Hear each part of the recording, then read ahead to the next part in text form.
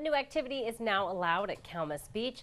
Active military members will soon be able to access Barnstable beaches at no cost.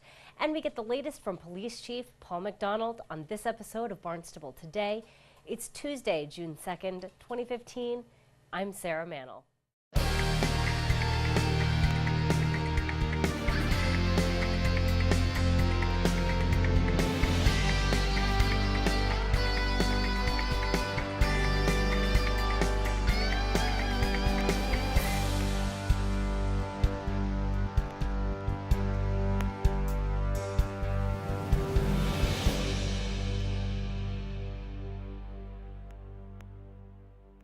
Well, those who love to stand up and paddle will now be able to do so at Calmus Beach.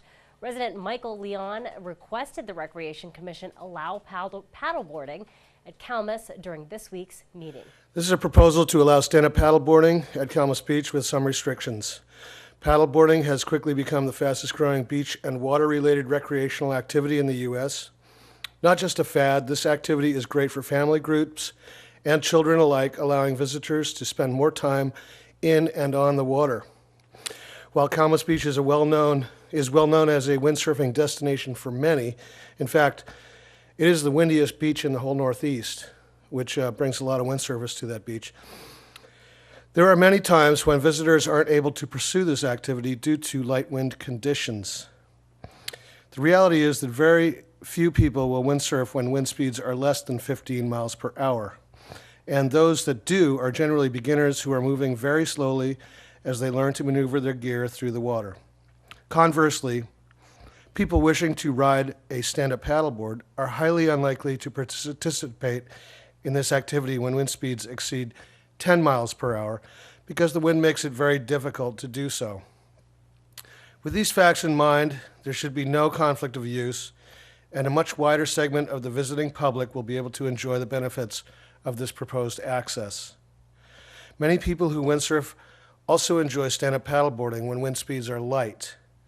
Recent informal polls among those who windsurf at Calmus Beach have shown overwhelming support with no objections. This would also be a great time to update the sign at Calmus that lists rules and restrictions for windsurfing and lists emergency phone numbers for police, fire, and rescue personnel in the event of an emergency. The following text reflects all that needs to be said on this sign. Welcome to Calmus Beach. Please abide by the following rules to keep our beach safe and fun for everyone. Swim only in the designated swim zone. Windsurfing and stand-up paddleboarding launch only at the western end of the beach and stay out of the swim zone at all times. Yield right-of-way to all boats in the Channel and Nantucket Sound. Stand-up paddleboarders must have a personal flotation device, also known as a PFD, as required by Coast Guard law, as well as a board leash to keep the board from getting away from them and hurting someone. Violators will be denied access. This activity is restricted to light wind conditions. Please do not leave trash on the beach. You like a clean beach, and so do we. Please be respectful and considerate of others and take your trash with you when you leave. And the Recreation Commission voted unanimously to allow paddleboarding at Calmus Beach. Active military members will soon be able to access Barnstable beaches at no cost. Director of Leisure Services Patty Machado presented the plan to the Recreation Commission this week. We received a request from Joint Base Cape Cod. Many years ago, we used to give military passes, and they would keep, and at the time they were the resident passes that we gave to the military base for Falmouth does it, Sandwich did it, and Mashpee, and then Barnstable had done it. But we found the Barnstable passes were being given to people that were not military, and there was and they were losing them, and there was a bad situation going on. So.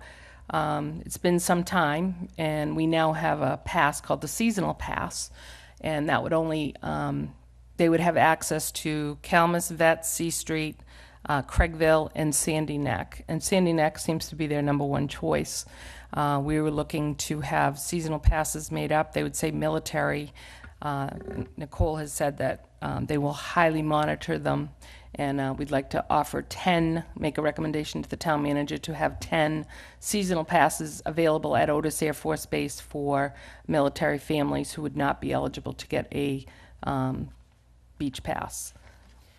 Patty, would there be a requirement they show military ID when they come into the beach? Yes, we will require military, it will say military, if you look at the Yep. picture of the sticker, we write military on it, which will make our staff realize that it's a military pass and that we need to see an ID of a military person in the vehicle, so it's not being taken advantage of. In the past, we didn't have The that. Recreation Commission voted unanimously to provide passes for active military members through Joint Base Cape Cod. Individuals using the passes will be required to show an active military identification.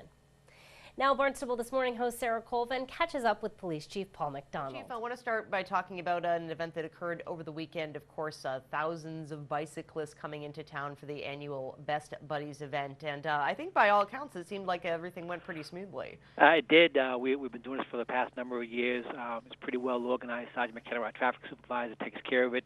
We pick up the bicycles on Exit 5 as they come up off the highway, and then we cover all of the major intersections all the way down to Craigville Beach. It went off this year without a glitch.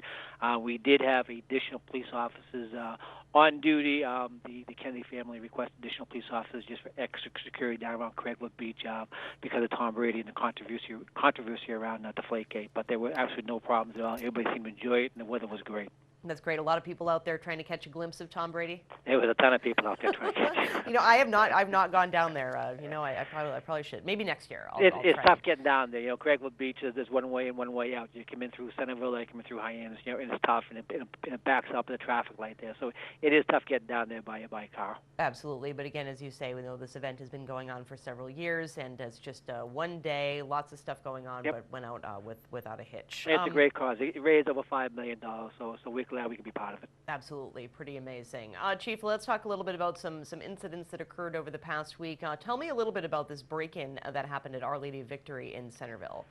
Our Lady Victory, there was a break-in Saturday night about 8:15. We had officers on duty down there. We were kind of prepared for this.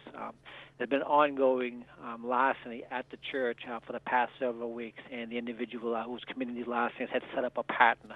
As you know, there's a mass at 4:30 every Saturday afternoon at Lady Victory Church, and then there's a AA meeting directly afterwards. And then sometime during that period, shortly thereafter, the church was being broken into, and the offertories from the poor box were being stolen on every Saturday evening. So we had set up cameras at a couple of different locations, and last Saturday night we had a couple of officers, one inside and one outside, having this church under surveillance at about 8:15.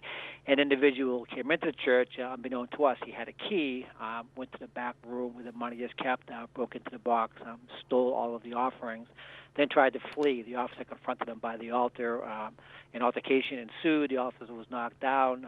The gentleman was able to slip out of his shirt, ran to the outside where he was tackled by the second officer, and he was subsequently handcuffed and arrested and brought to the facility. He's being charged with multiple felony charges, breaking into the church, breaking into the depository, and larceny over. So it was a good case. The evening shift did a great job. And some more. Brendan Burchill, Lieutenant Clark, did an outstanding job. But this has been ongoing for the past 4 or 5 weeks, and he had set up a pattern for himself, so it made it a little bit easier for us. Absolutely, and interesting, Chief, that he had a key. I'm guessing that probably obtained that not through the proper channels of getting that key to get in and out of the office, right? He's a past employee. Okay. Which found out after the investigation and talking to him, he was pretty cooperative. He was a past janitor at the church. However, he has not worked in the church in over 4 years, but he still had the key to gate access into the church. And Police Chief Paul McDonald, it's featured every Tuesday morning on Barnstable This Morning, our hour-long news program. The show airs Monday through Friday at 7 a.m. You won't want to miss tomorrow's show. Tomorrow we'll be chatting with Director of Veteran Services Ed Merrigan, Finance Director Mark Milne, plus we'll have all the news and information you need. For Barnstable Today, I'm Sarah Mantle.